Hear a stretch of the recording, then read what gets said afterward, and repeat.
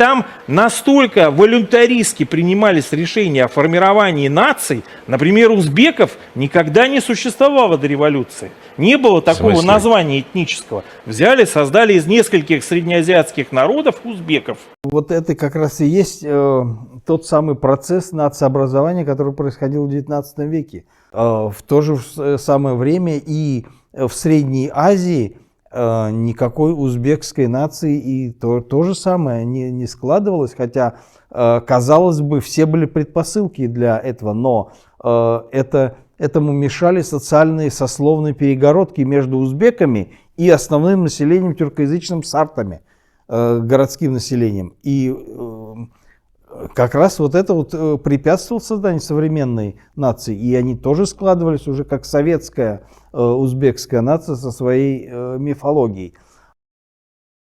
В советское время нам всю историю разделили по национальным квартирам. То есть вот все, что западнее Волги – татары, что все восточное – это узбеки, казахи происходят от узбеков. А на самом деле узбеки, татары – это общее название всего кочевого населения Золотой Орды. Это экзотнонимы, внешние названия. То есть арабы, европейцы, русские все кочевое население Золотой Орды называли татарами. А среднеазиатские источники тимуридские назвали их узбеками. То есть, по сути, это было одно население. Ну, это как история со скифами и саками, хотя это одна и та же категория. Я правильно вас понимаю? Ну да, это одно население, которое просто имело разные названия. O'zbekiston bu oltin o'rdaning xonini nomida u. Stalin qo'ygan buni. Bu yerda o'sha 34-yili respublikalar ajralgandan keyin, tashkil bo'lgandan keyin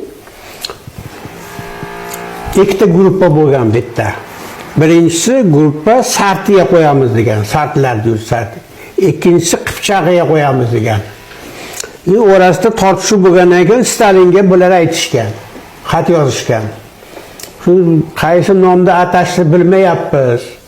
Sizda fikr bormi deganda O'zbekiston deb atanglar degan u kishi. Mana bizda savol kelgan ekan, biz hech shuni tagiga yeta olmayapmiz. Endi balki yetish kerakmi, yo'qmi degan savol ham bor.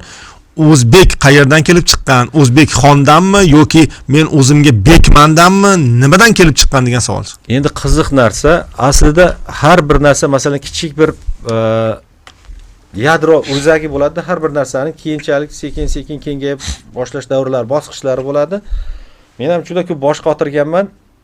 O'zbeklar aynan o'zbek degan nomdan kelib chiqadigan bo'lsak, baribir nom o'sha bir kishi ismi edi, O'zbekxon. O'zbekxon 1312-1342 yillarda butun Janubiy Rossiyadagi Oltin O'rda davlatining mashhur xoni bo'lgan, boshqa mo'g'ul, turk-mo'g'ul xonlaridan farqli holda bu birinchi bo'lib islomni qabul qilgan, yoygan, o'sha Qrimda ham o'zining masjidlarigacha saqlanib qolgan, butun Misrlargacha O'zbekxonning obro'y dong'i ketgan odam bo'lgan. Shu odamni hurmatiga uning qo'l ostida uning tashabbusi bilan islomga kirgandan keyin turk-mo'g'ul urug'lari bular orasida kimning urug'isan yoki kimning elisan, kimning odamisan, kimning odamisan, O'zbekxonning, o'zbekning degan tushuncha, degan qarash kuchli bo'lyapti. Aynan O'zbekxonning urug'idan bo'lgan Abulxayrxon davrida endi bular alohida bir etnos siyosiy to'g'ridan to'g'ri hali millat emas, bir siyosiy birlik paydo bo'lyapti. Naryoqda bir qanaqa tushuntirsak bo'ladi? Qrim tomonda qrimliklar, tatarlarga yoki Qozon tomonda tatar degan tushuncha kengaya boshlayotgan bo'lsa, bu yoqda endi o'zbek degan tushuncha. Hali bu Amudaryo Sirdaryo oralig'iga kirib kelgan yo'q. Hatto Timur davrida ham o'zbeklar dedi, Bobur davrida ham o'zbeklar dedi. Ularga qarshi kurashganmiz. Bular endi tasavvur qiling.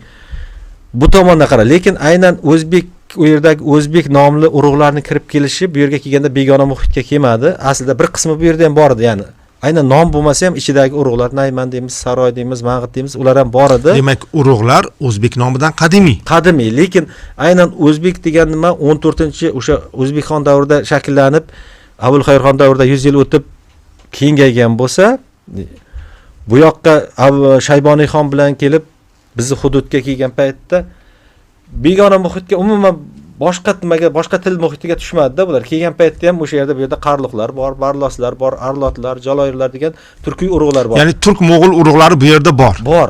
Lekin u yoqda yoppasiga kelgandan keyin nom kirib keldi. Nom bir-bir ya'ni necha yillardir bular joylashib Samarqand atroflarida, Qashqadaryo atrofida, Toshkent viloyatida, butun Jizzax vohalarida, vodiyda joylashib, masalan, Nayman, Barlos degan qishloqlar paydo bo'layotgan bo'lsa, bular 20-asrgacha o'zbek xonliklari deb bilinib kelyapti.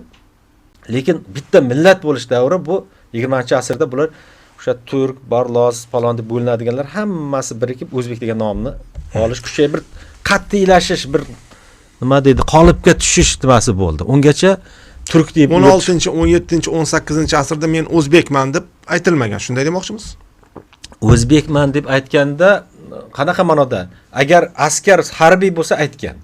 Masalan, Abul G'ozi Bahodirxon 17-asrda aytadi. Men dedi, turkmanlar bilan kurashdim, ironiylar bilan kurashdim.